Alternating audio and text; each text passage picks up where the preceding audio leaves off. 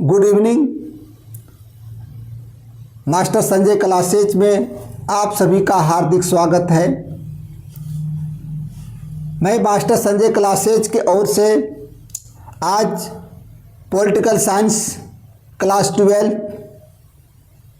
का चैप्टर जो है पर्यावरण और प्राकृतिक संसाधन, उसके 20 ऑब्जेक्टिव प्रश्नों को व्याख्या सहित लेकर के आए हैं।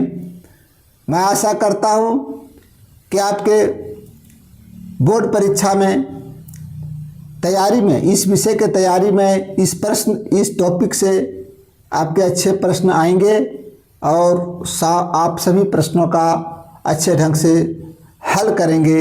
इस प्रकार से आपके रिजल्ट पर इसका गहरा असर पड़ सकता है। तो मैं आज शुरू करता हूं 20 प्रश्न को। पॉलिटिकल साइंस के जो चैप्टर है पर्यावरण और प्राकृतिक संसाधन, उसके 20 प्रश्नों को लेकर चलते हैं। तो देखते हैं कौन से प्रश्न हैं हमारे पास। तो प्रश्न हम लेकर चल रहे हैं बच्चों, ध्यान दीजिए कि पर्यावरण सुरक्षा के लिए पहला पृथ्वी सम्मेलन है ना, पर्यावरण सुरक्षा के लिए पृथ्वी सम्मेलन कब हुआ था? तो आपके यहाँ पर कई ऑप्शन हैं, 1990, 1991, 1992 और 1995। तो आपको पता होना चाहिए पर्यावरण सुरक्षा के लिए पृथ्वी सम्मेलन का आयोजन 1992 ईस्वी में हुआ था। 1992 में ब्राज़ील की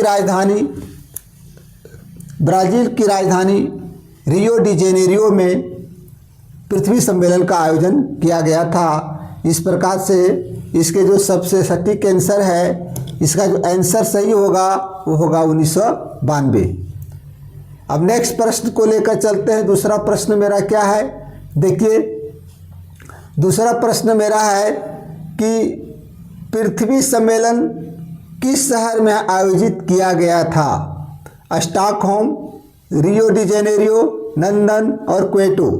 तो इसका आंसर होगा रियो डी जेनेरियो, जो ब्राज़ील देश में पड़ता है। नेक्स्ट प्रश्न तीसरा लेकर चलते हैं कि ग्रीन हाउस गैस से संबंधित है।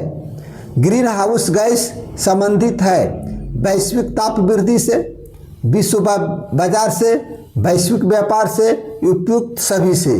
तो इसका आंसर होगा वैश्विक ताप वृद्धि यानी ग्लोबल वार्मिंग से ग्रीन हाउस गैस का संबंध है। नेक्स्ट प्रश्न चलते हैं, विश्व पर्यावरण दिवस कब मनाया जाता है? विश्व पर्यावरण दिवस कब मनाया जाता है? 10 मई, 5 जनवरी, 5 जून, 21 जून। आप सभी बच्चे जानते भी हैं, ये महत्वपूर्ण प्रश्न है, कई बार इसकी पुनरावृत्ति होता है। तो हम लोग प्रत्येक वर्ष 5 जून को विश्व पर्यावरण दिवस मनाते हैं। नेक्स्ट प्रश्न चलते हैं, जो 5वां प्रश्न मेरा है, क्योटो प्रोटोकॉल 1997 का संबंध था किससे था? जलवायु संरक्षण से, वायुमंडल संरक्षण से, पर्यावरण संरक्षण से और वन संरक्षण से। तो इसका आंसर आपका होगा वायुमंडल संरक्षण से। अब नेक्स्ट प्रश्न चलते हैं, ओजोन परत को नुकसान कौन से गैस पहुंचाते हैं? ओजोन परत को नुकसान कौन सा गैस पहुंचाते हैं? CFC gas, chlorine gas, CO2, इनमें से सभी। तो इसका आंसर आपका जो होगा बच्चों, इनमें से सभी। CFC गैस क्लोरोफ्लोरोकार्बन जानते हैं, क्लोरीन भी नुकसान पहुंचाता है हमारे ओजोन परत को, CO2 भी पहुंचाता है। तो इस प्रकार से मेरा आंसर होगा इनमें से सभी। अब नेक्स्ट प्रश्न 6 पर चलते हैं, ओजोन परत के क्षरण से कौन सा रोग हो सकता है? ओजोन परत के क्षरण से कौन सा रोग हो सकता है? मस्तिष्क रोग, कैंसर रोग, एड्स रोग और किडनी रोग। तो इसका जो आंसर होगा वो कौन सा रोग हो सकता है? कैंसर रोग। ओजोन परत के क्षरण होने से जो सूरज के द्वारा निकली गई पराबैंगनी किरणें, हानिकारक किरणें हैं, वो हमारे तक आता है, हमारी त्वचा को नुकसान पहुंचाता है, शरीर को नुकसान पहुंचा सकता है और हमें कैंसर का रोगी बना सकता है। अब चलते हैं 8 प्रश्न चलते हैं। 8 प्रश्न को देखते हैं। मॉन्ट्रियल प्रोटोकॉल सम्मेलन कहाँ हुआ था? 1991, 1987, 1992 और 1995। तो बच्चों मॉन्ट्रियल प्रोटोकॉल जो मेरा है 1987 ईस्वी में हुआ था। 1987 ईस्वी में मॉन्ट्रियल प्रोटोकॉल। और मॉन्ट्रियल शहर जो है कनाडा का एक शहर है, कनाडा जो देश है उसका एक शहर है मॉन्ट्रियल। मॉन्ट्रियल में 1987 में प्रोटोकॉल का आयोजन किया गया था। अब नेक्स्ट प्रश्न मेरा है वैश्विक ताप वृद्धि, वैश्विक मामलों से सरोकार रखने वाले विद्वत समूह क्लब ऑफ रोम ने कब लिमिट्स व ग्रोथ शीर्षक से पुस्तक प्रकाशित किया था? ये पुस्तक प्रकाशित किया गया था 1972 ईस्वी में। इसमें था कि वैश्विक मामलों से सरोकार रखने वाले विद्वानों का एक समूह था क्लब ऑफ रोम ने लिमिट्स व ग्रोथ नामक एक शीर्षक प्रकाशित किया था 1972 में किया था। नेक्स्ट प्रश्न देखते हैं विश्व की साझी समस्या कौन है? विश्व की साझी समस्या कौन है? वायुमंडल, समुद्र सतह और बाह्य अंतरिक्ष। आपको पता होना चाहिए आज विश्व के भयानक समस्या संपूर्ण समस्या जो है वो कौन सी है? वायुमंडल। वायुमंडल हमारा प्रदूषित हो रहा है, ग्लोबल वार्मिंग के कारण हमारी समुद्र सतह भी प्रभावित हो रहे हैं और बाह्य अंतरिक्ष हो रहा है। इस प्रकार से इसका आंसर होगा उपयुक्त में से सभी। इसका आंसर होगा विश्व की साझी समस्या कौन सी है? इसका सबसे सटीक आंसर होगा उपयुक्त में से सभी। नेक्स्ट क्वेश्चन चलते हैं 11 पर। चलते हैं कि किस दशक में मध्य में अंटार्कटिका के ऊपर ओजोन परत में छेद की एक खोज एक आंख खोल देने वाली घटना थी, यानी कब किया गया? तो इसका आंसर आपका होगा 1960। 1960 में दशक में जो है इस पर एक अंटार्कटिका में छेद के कारण का पता चला, जिससे पूरा विश्व जो है इसको बचाने के लिए तत्पर होने लगा। 12 प्रश्न चलते हैं कि झारखंड में पावन वन प्रांतर को किस नाम से जाना जाता है? यहाँ पर देखिए केकरी और ओरन, लिंगदो, काव और जाहिर थान सरना। तो झारखंड में पावन वन प्रांतर होता है कि किसी तरह प्राकृतिक रूप से जंगल को बचाना है और उसके धर्म के से जोड़कर, यानी धर्म से जोड़कर जंगल को बचाने की जो प्रेरणा है उसमें दिया गया है। तो झारखंड से जो है वो है हमारा जाहिर थान सरना। आपको पता होगा आदिवासी लोग जंगलों की पूजा करते हैं, प्रकृति पूजक होते हैं और जब वहाँ पूजते हैं, वहाँ जहाँ पर नाच करते हैं, पूजा करते हैं, अपने भगवान की पूजा करते हैं, वो जाहिर थान कहलाता है। और वहाँ पर आसपास पेड़ रहते हैं और पेड़ों को संरक्षित करके वो लोग रखते हैं, इसीलिए उसे जाहिर थान सरना को पावन वन प्रांतर के नाम से जाना जाता है। नेक्स्ट चलते हैं 13वां प्रश्न चलते हैं क्योटो प्रोटोकॉल पर भारत ने कब हस्ताक्षर किया था? 97, 1998, 2002 और 2005। तो बच्चों भारत ने क्योटो प्रोटोकॉल पर 2002 में हस्ताक्षर किया था। नेक्स्ट प्रश्न चलते हैं 14वां पर्यावरण सुरक्षा के लिए पहला अंतर्राष्ट्रीय सम्मेलन कहाँ हुआ था? Rio de Janeiro, Kyoto, Stockholm और बाली। तो पहला सम्मेलन जो हुआ था पर्यावरण सुरक्षा के लिए वो हुआ था स्टॉकहोम में। कहाँ हुआ था? स्टॉकहोम में हुआ था पर्यावरण सुरक्षा के लिए पहला सम्मेलन। अब चलते हैं प्रश्न 15 पर। एजेंडा 21 किस सम्मेलन का परिणाम था? एजेंडा 21 किस सम्मेलन का परिणाम था? तो 1992 का पृथ्वी सम्मेलन, 2002 का जोहान्सबर्ग सम्मेलन, 1987 का मॉन्ट्रियल प्रोटोकॉल और 2015 का पेरिस समझौता। तो इसका आंसर होगा 1992 का पृथ्वी सम्मेलन।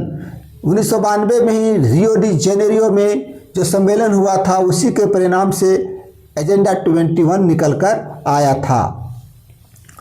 नेक्स्ट प्रश्न है सतत विकास का अर्थ है प्राकृतिक संसाधनों प्राकृतिक संसाधनों का बिना रोक टोक के अंधाधुंध उपयोग, ये नहीं होगा।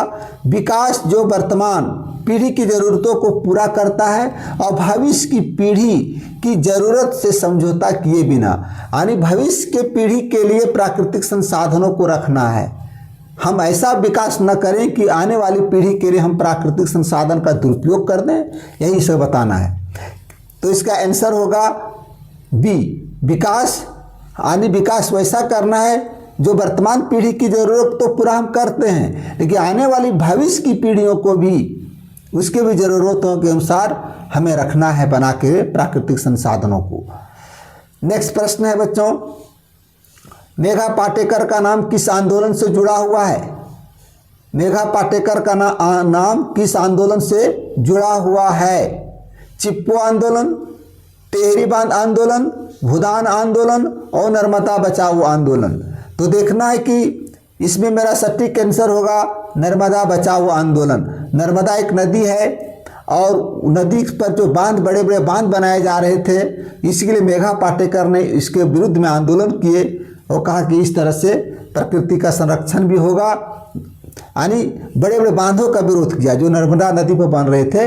इसलिए मेघा पाटेकर का जो नाम जुड़ा हुआ है वो नर्मदा बचाओ आंदोलन से जुड़ा हुआ है। कौन से आंदोलन से जुड़ा है? नर्मदा बचाओ आंदोलन से। नेक्स्ट प्रश्न मेरा है 18, पर्यावरण व विकास पर विश्व आयोग की रिपोर्ट का शीर्षक है। पर्यावरण व विकास पर विश्व आयोग की रिपोर्ट का शीर्षक है साझी त्रासदी, हमारा साझा भविष्य, एकमात्र पृथ्वी, टिकाऊ विकास। तो इसका आंसर होगा हमारा साझा विकास, हमारी साझी विकास इसका आंसर होगा। वैश्विक ताप वृद्धि से किस देश को सबसे अधिक खतरा है? वैश्विक ताप वृद्धि से किस देश को अधिक खतरा है? मालदीव, बांग्लादेश, भारत और पाकिस्तान। तो इसका आंसर होगा मालदीव, क्योंकि मालदीव इसलिए होगा कि वैश्विक तापमान, ग्लोबल वार्मिंग से ग्लेशियर पिघल रहे हैं और समुद्र की जल की सतह ऊपर बढ़ेगा और जैसे जैसे जल की सतह ऊपर बढ़ेगा मालदीव हमारा डूब सकता है, इसलिए इसका आंसर होगा मालदीव।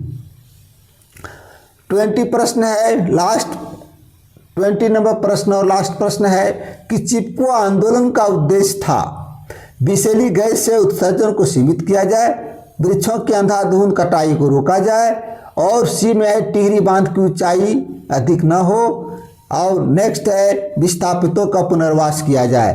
तो बच्चों इसका आंसर होगा वृक्षों की अंधाधुंध कटाई को रोका जाए। इसके लिए सुंदरलाल बहुगुणा के नेतृत्व में टिहरी गढ़वाल क्षेत्र उत्तराखंड में चिपको आंदोलन 1970 के दशक में चलाए गए थे। कब चलाए गए थे?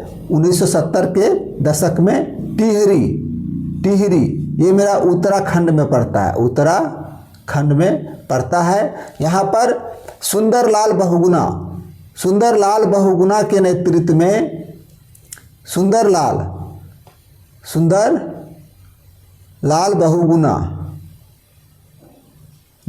के नेतृत्व में यह आंदोलन चलाया गया था। तो बच्चों आज हम आपके पर्यावरण और प्राकृतिक संसाधन के 20 प्रश्न को लेकर आए हैं। मैं आशा करता हूं कि आपको यह प्रश्न अच्छा लगा होगा। अच्छा लगे, अच्छा है तो आप इसे शेयर करें, लाइक करें और कमेंट करें। आप ऐसा करेंगे तो हमारा हौसला भी बढ़ेगा और मैं पुनः आपके साथ नए टॉपिक पर ऑब्जेक्टिव प्रश्नों को लेकर उपस्थित हो सकूंगा। धन्यवाद।